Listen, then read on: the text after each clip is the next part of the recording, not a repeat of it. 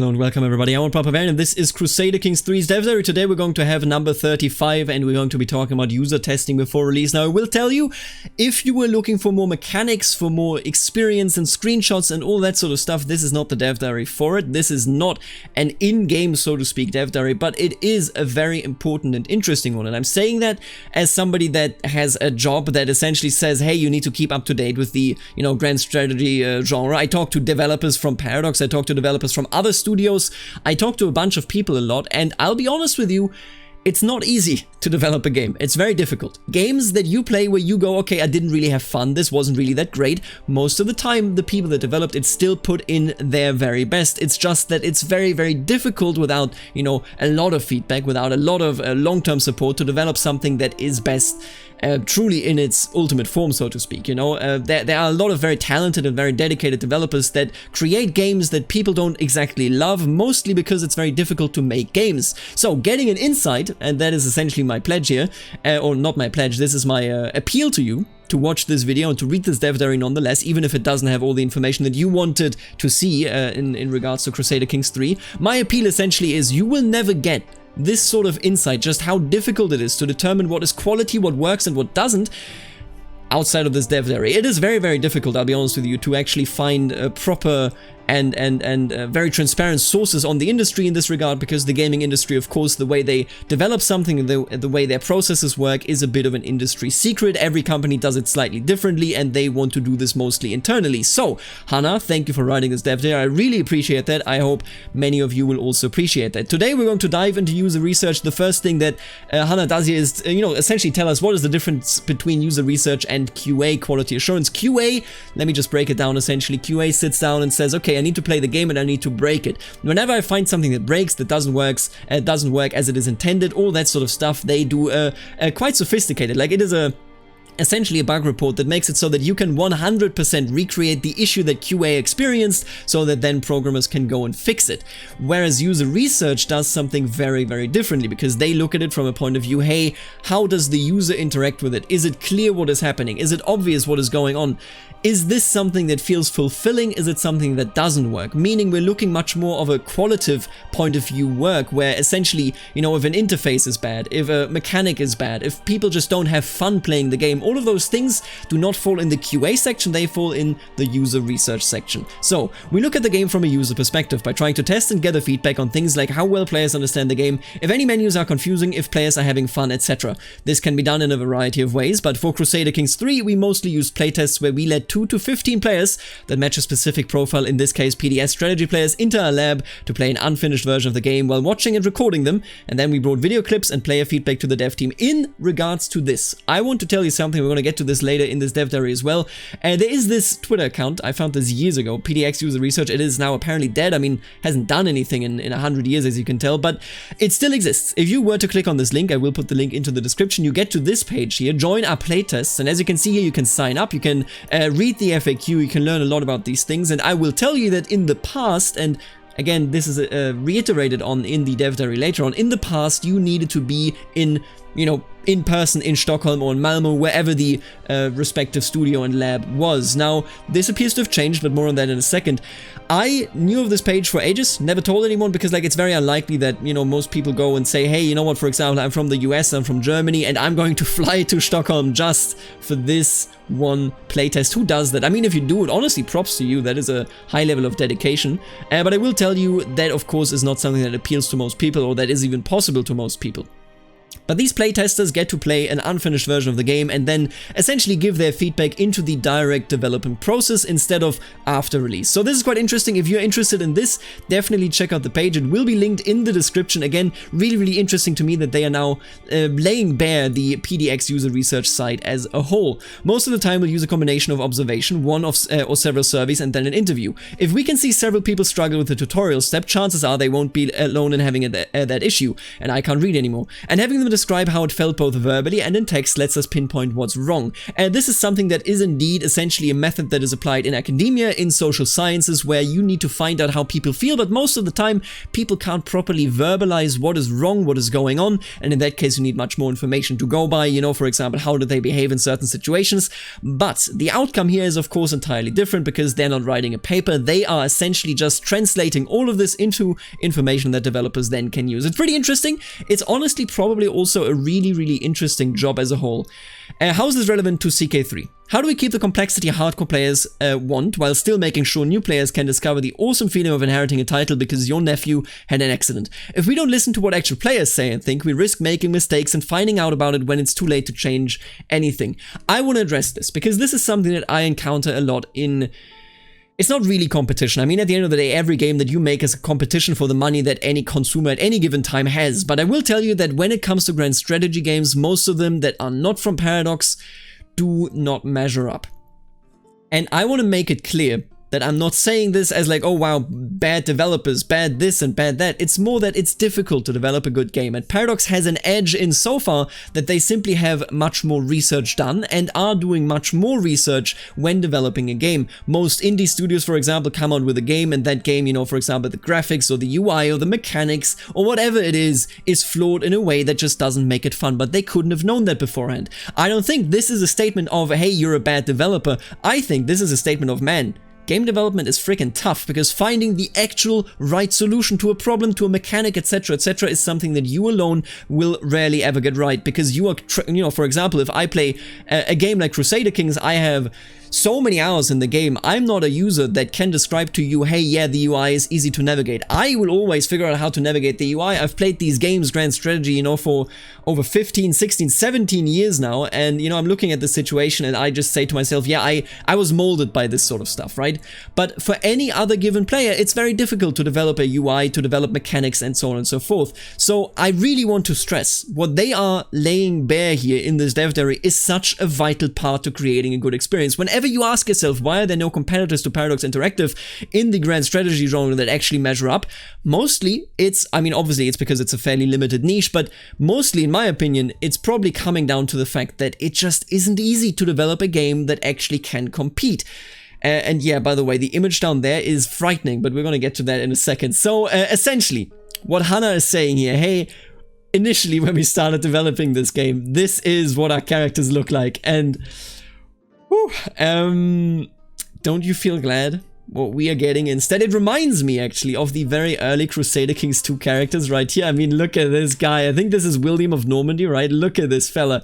My god, isn't that great? And this is what they started out with. I can only assume that this was supposed, or maybe even was animated, I'm not entirely certain, but it looks much more comic, much more cartoon-like. It looks much more like, you know, a dedication into a cartoon style, and I'll be honest with you, it doesn't hold up to what we've seen in the last dev diary. I mean, the last dev diary just made it clear how amazing the new characters look, and again, I want to stress that, how difficult it will be in the future going forward for any company that isn't Paradox to actually compete with them, because they now created something that has gone through this user research phase, that has seen so much feedback, where people went, you know what, this ain't it, chief, we need something else. No other company, except, you know, one of the big guys, has anything that measures up to the resources that go into this game development process. And I'm happy that, you know, user research exists, because if they didn't, then we would have gotten those, we would have gotten these. And I'm very happy that we didn't. At the time, characters looked like this. And good thing we got some feedback, because the style turned out to be way too cartoony for most people. It might have brought our colleagues a lot of work, but I'm glad we discovered this way before release. Throughout the development of the game, we've also run bi-monthly 1-hour playtests with 2 to 4 players. These tests are often done in close collaboration with the UX designers and are very focused on us seeing how well players are able to finish basic gameplay actions like getting married, starting and finishing a war, setting up a scheme, and things like that. If you can't, in a grand strategy game, make it so that everything that is a basic action becomes, you know, essentially I can give you a mouse in your sleep and you can immediately make the movements that you need to do those actions. If you can't do that in a grand strategy game, you have an issue, because then your mind, or rather the mind of the player, will be occupied with the basic tasks, whereas they should be thinking about the grand of the grand strategy. So again, very, very important parts. I seriously, I can't stress enough how much I am in love with actually getting insight on the internal process. I know it's not interesting for everybody, and I understand that if you want to play games, hey, you know, you want to play games, I get it. But at the end of the day, you will never see something that is this well explained.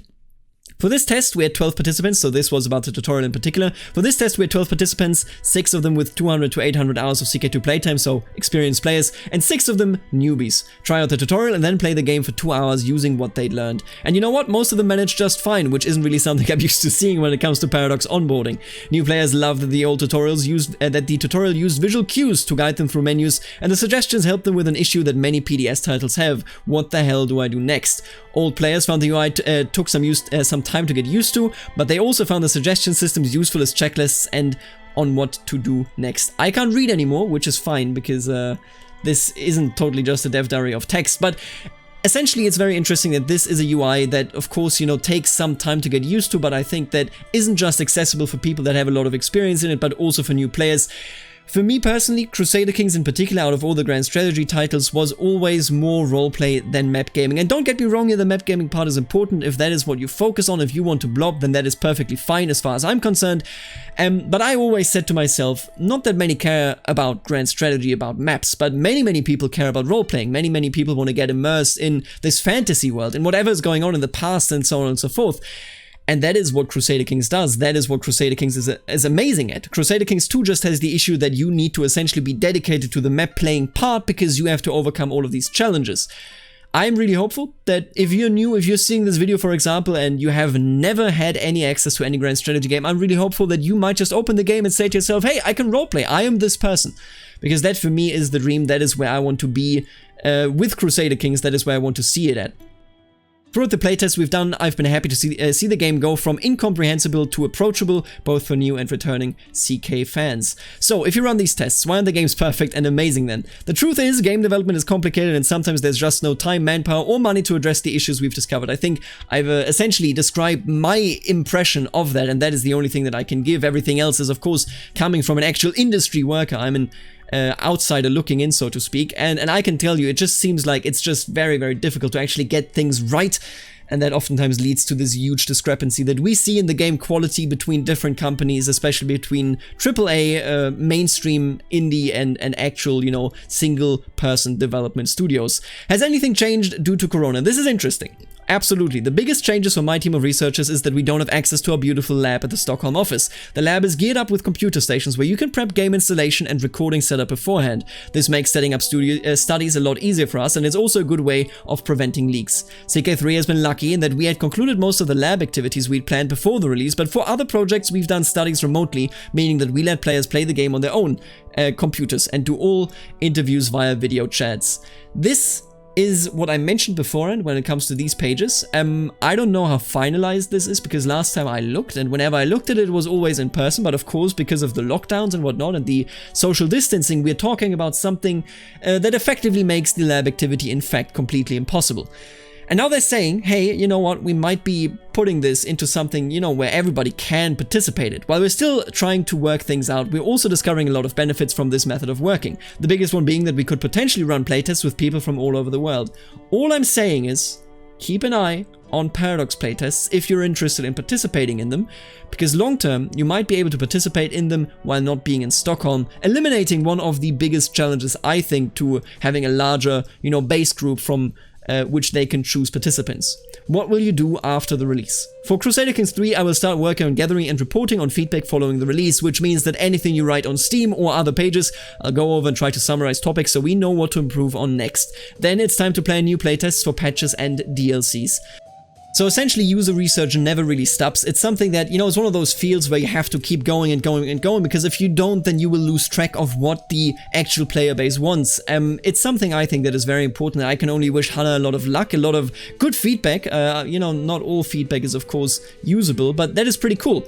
I'll be happy to answer any questions about user research when I'm back again on August 1st. So, August 1st, take care, ask questions, both, I guess, in the YouTube comments and in this thread here on Paradox Plaza. Very, very interesting dev diary for me personally. I understand it's not everybody's cup of tea, but I'm really in love about learning more about how different companies approach these sort of problems. And I think at the end of the day, this really explains why we're looking at a situation where it's so difficult to develop grand strategy, both game mechanics, but also interfaces. Again, really cool work that is being put in here by the user research team and by Hannah in particular, of course, for writing this. This is Hannah's vanity character. I wouldn't know what it is, but I assume, let's be really Catholic Norse, so this is probably 867, right? Because that's when Norse is around the press. Like, Hannah, what are you doing? All right. This is a drinker. This is a writer. I want to say scholar. This is probably that she's weak. She says right here that she is weak. Then intelligent or bright, scholar, shy, temperate, and absent-minded? Maybe lazy, I'm not sure. But either way, really cool dev diary. I hope that you all enjoyed it. I'm not logged in, so I can't... Oh, I can like it. I've liked it. There you go. Very cool dev diary. I really appreciate this insight, and that's the end of it. And as is tradition, I of course want to thank the members of the channel that are making videos such as this one possible. Namely the Barons, Stefan the Pelters, Achille, Know-How, Atana, Falling Phoenix, Jacob, the Musielago, Dan, Florian, MFA, Mitchell, Aaron, Stefan, Snywolf, Trengili, Valerius, and Monster Furby. And then of course also the Counts, Lachlan, Wombat, Shifty, and Rex Romanorum. And last but not least, the absolutely beautiful Dukes, Eric, Kiriana, Goodfield, Nathan, Jack, Kenneth, Lex, Larry, Soloing, Pixie, and Thomas. If you also want to support the channel, then check out the join button right underneath the video. I would really appreciate it. With that being said, later, alligator.